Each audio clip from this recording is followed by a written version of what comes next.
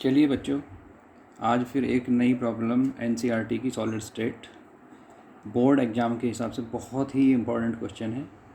और जो प्रॉब्लम है आपके सामने, if NaCl is doped with 10⁻³ mole percent of SrCl2, what is the concentration of cation vacancy. ये आपको कैलकुलेट करना है। प्रॉब्लम देखने में बहुत छोटी लग रही है, लेकिन ये बहुत ही इंपॉर्टेंट प्रॉब्लम है। तो सबसे पहले तो हमें ये समझना पड़ेगा कि कॉन्सेप्ट क्या है।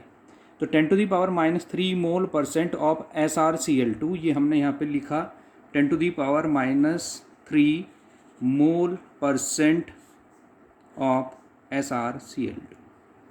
सबसे पहली बात तो हमें ये समझना पड़ेगा कि ये प्रॉब्लम किस टॉपिक से रिलेटेड है।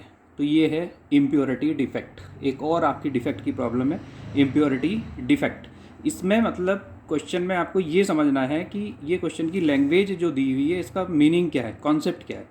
तो सबसे पहले हम इसका मीनिंग समझते हैं। मीनिंग समझाने के लिए मैंने आपको इधर इम्प्योरिटी डिफेक्ट का थोड़ा सा यहाँ पे आइडिया देने के लिए एक Na+Cl- Na+Cl- का अरेंजमेंट दिखाया हुआ है। इससे आपको इसे समझने में थोड़ी हेल्प मिलेगी। तो NaCl का जो क्रिस्टल था वो परफेक्ट क्रिस्टल था, उसमें डॉपिंग की गई, माने इम्प्योरिटी की गई, और 10⁻³ मोल परसेंट ऑफ SrCl2 उसमें आपने इम्प्योरिटी कर दी है, उसकी डॉप कर दिया है इसमें, यानी डॉपिंग कर दी है। तो आपका जो NaCl का स्ट्रक्चर था परफेक्टली, उसमें आपका Na पॉजिटिव Na Cl-, इसी तरह से इस डायरेक्शन में कहीं भी आप चले जाओ तो यही अरेंजमेंट था। अब जो ये आपको दिख रहे हैं यहाँ पे गैप, ये वैकेंसी दिख रही है, इनमें एक्चुअल में जब ये परफेक्ट क्रिस्टल था तो यहाँ पे Na पॉजिटिव था, इस जगह भी Na पॉजिटिव ही था। लेकिन आफ्टर डॉपिंग जब SrCl2 की डॉपिंग हुई तो SrCl2 का जो SrCl2 से जो Sr2 पॉजिटिव आयन निकलेगा, माने कैटायन जो निकलेगा, ये कैटायन निकला, ये कैटायन जो पहले से ऑलरेडी कैटायन था जैसे Na पॉजिटिव, उसकी जगह ऑक्यूपाई करेगा। तो क्योंकि इस जो नया कैटायन आएगा आफ्टर डॉपिंग वो Sr2 पॉजिटिव है, और जो पहले से था वो Na पॉजिटिव था, तो यानी इसके ऊपर सिंपल प्लस चार्ज था 1 और इसके ऊपर 2+। तो ये दो Na पॉजिटिव जाएंगे और क्रिस्टल में Sr2 पॉजिटिव एक आयन आएगा। तो सबसे पहली बात तो आपको यही समझना है, जब डॉपिंग होगी SrCl2 की, क्योंकि Sr के ऊपर 2 पॉजिटिव चार्ज है, तो Sr2 पॉजिटिव क्रिस्टल में अगर 1 आयन आता है तो Na पॉजिटिव के आयन जाएंगे 2, क्योंकि इलेक्ट्रिकल न्यूट्रलिटी मेंटेन करनी होती है, जितना पॉजिटिव चार्ज होता है उतना ही नेगेटिव चार्ज होना चाहिए।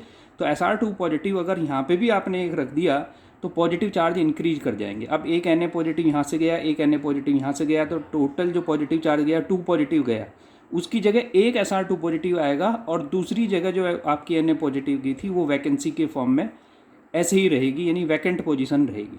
तो इस स्ट्रक्चर से हमें ये पता चलता है डॉपिंग में कि अगर SrCl2 की डॉपिंग की जाए तो Sr2 पॉजिटिव आयन अगर क्रिस्टल में 1 होता है तो 1 ही आपके पास Na पॉजिटिव की वैकेंसी रहेगी, यानी जो ऑक्यूपाई किया Sr2 पॉजिटिव ने पोजीशन, उतनी ही पोजीशन Na पॉजिटिव की वैकेंट रहेगी। तो क्वेश्चन में जो पूछा है what is the concentration of cation vacancy, तो वो इस वाले की बात करिए।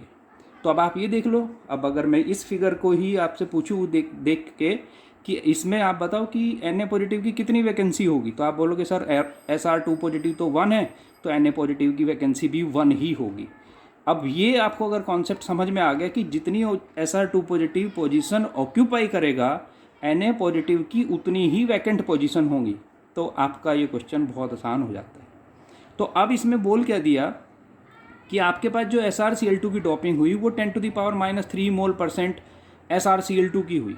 अभी इसमें तो एक आयन से आप समझ गए थे दोनों। अब सबसे पहला काम ये है कि ये जो कॉम्प्लिकेटेड सी चीज़ दे दी है, इससे आपको ये समझना है कि इसका मीनिंग क्या है। तो मोल परसेंट, तो इसका मतलब है 10⁻³ मोल, और परसेंट को हटा दीजिए। तो सबसे पहले मोल परसेंट को सिर्फ मोल में चेंज कर लिया, तो ये वैल्यू कितनी आएगी 10⁻⁻5 मोल। और ये किसके मोल हैं, ये मोल हैं आपके SrCl2 के।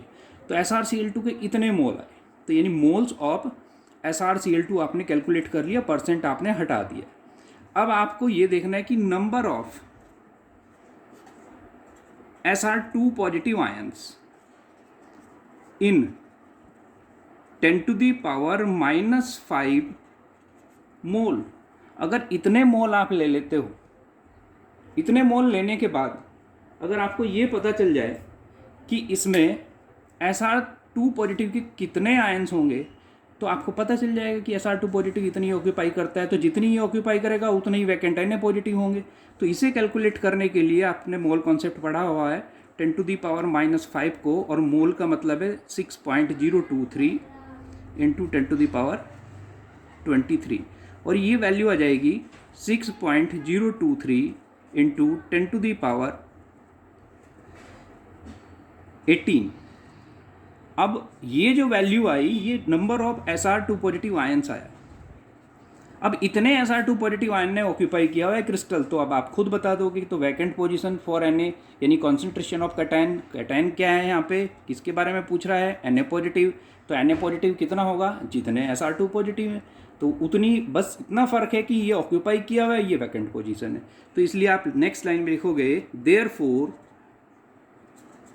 Therefore number of cation vacancies equal to number of Sr2 positive ions present. जितने Sr2 पॉजिटिव आयन प्रेजेंट है, और वो कितने हैं वो आप देख लीजिए, अभी आपने मल्टीप्लाई करके निकाला है, वो है 6.023 इंटू 10⁻18 आयंस। तो जितने आयन Sr2 पॉजिटिव के ऑक्यूपाई करेंगे उतने ही आपका Na पॉजिटिव के आयन होंगे।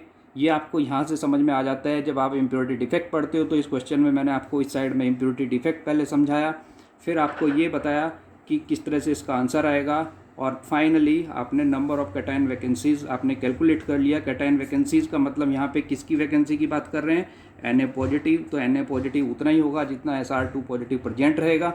कितना रहेगा, 6.023 इंटू 10⁻18 आयंस। और ये आपका फाइनल आंसर हुआ। इस तरह से आपने NCERT की एक क्वेश्चन और बहुत अच्छी कर ली है, और ये अगर एग्ज़ाम में आता है तो बहुत अच्छा आपका एग्ज़ाम का पेपर माना जाएगा, क्योंकि ये बहुत आसान नहीं है करना। सबसे पहले तो बच्चे इसको देख के ही कंफ्यूज हो जाते हैं क्या है। दूसरी बात है, डॉपिंग नहीं पता है, क्वेश्चन का मीनिंग समझ में नहीं आता कि आपको क्वेश्चन करना कैसे है। तो आज इतना ही रखते हैं, नेक्स्ट वीडियो में नेक्स्ट प्रॉब्लम के साथ मिलते हैं।